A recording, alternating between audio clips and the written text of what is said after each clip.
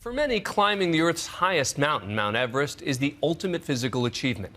But for the two adventurers you're about to meet, getting to the top was just the beginning, the easy part. Here's ABC's Ginger Z with this spectacular story of how they came down. That is the roof of the world, the holy summit of Mount Everest.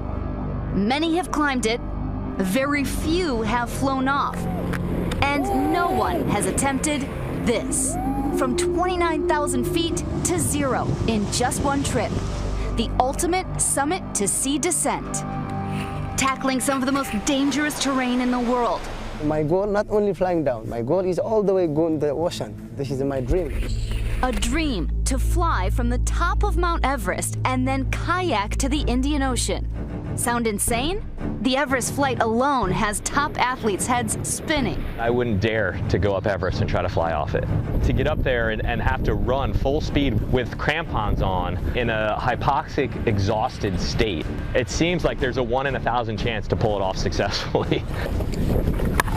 Kimberly Finney is one of Babu's few early believers. He said, okay, we're going Everest. We leave in 1 month.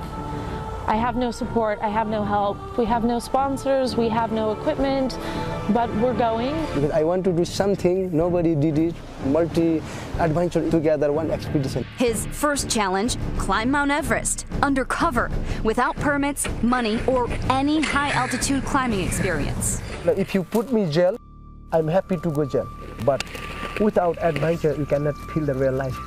You know, when it comes to climbing Everest, it's a lot of money. The average person is 40 to 50,000. Babu arrives at Everest Base Camp with no such money, but the perfect accomplice, Lakpa Shiri Sherpa, a veteran mountaineer who wants in on this epic journey. You know, the agreement was Lakpa would take Babu up Everest, and Babu would take Lakpa to the ocean. Lakpa knew all the Sherpas, he knew everybody on Everest. They were able to kind of go in and utilize the cooks' camps. Bumming food, supplies, and cramped shelter off other high-priced expeditions, Babu begins to size himself up against Earth's highest peak. This environment is the first time for my life, very tough for me. With paltry support, Babu and Lakpa begin a push into Everest's death zone above 26,000 feet. Sunrise coming, sunlight coming. Myself, I feel very strong. We're making summit at the 8:15 like morning. But Babu's sunrise bounce, along with the oxygen, is now running dangerously low. I asked Lakpa, where is our glider man? I need to fly now. I cannot breathe. I cannot do anything. And I tell Lakpa, give me full oxygen now. Oxygen, okay. With a blast of their last oxygen and a brief draft of good wind, Babu takes their lives into his hands. Ready, Lakpa? Ready, no problem. Ready.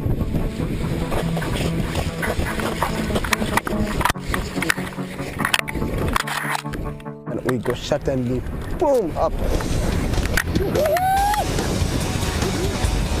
Oxygen, oxygen. And Lakpa, he asked me, my mark, need my mark. I said, don't worry about marks. You are still alive. Halfway around the world, Kimberly is singing too as she follows their satellite tracker. There was just this straight line going off the mountain, and you were like, yeah, that's it, they're in the air. The Hindu gods opened it up and gave them the perfect conditions. In just 42 minutes, all the turmoil of climbing Everest falls away. The two pilots glide 15 miles to an airstrip near Namche Bazaar in Nepal, but their celebrations are brief. They weren't done with their expedition.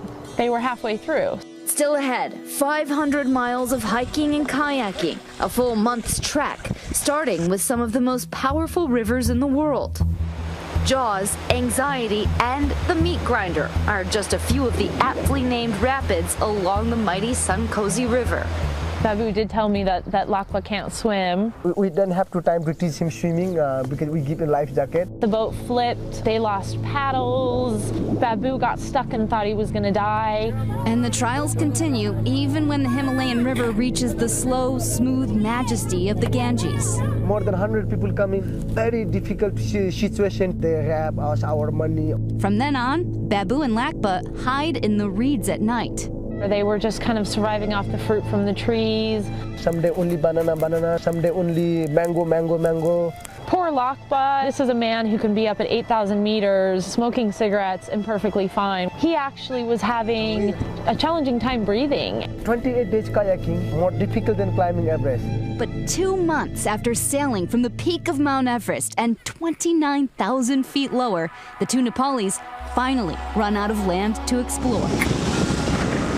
Wading in, their goal achieved. Now time to home, finish expedition. Lakpa and Babu, they made it. They represent Nepal. Nobody did before. All over the world, National Geographic readers agree. With overwhelming majority, they voted Babu and Lakpa 2012 Adventurers of the Year. For Nightline, I'm Ginger Z.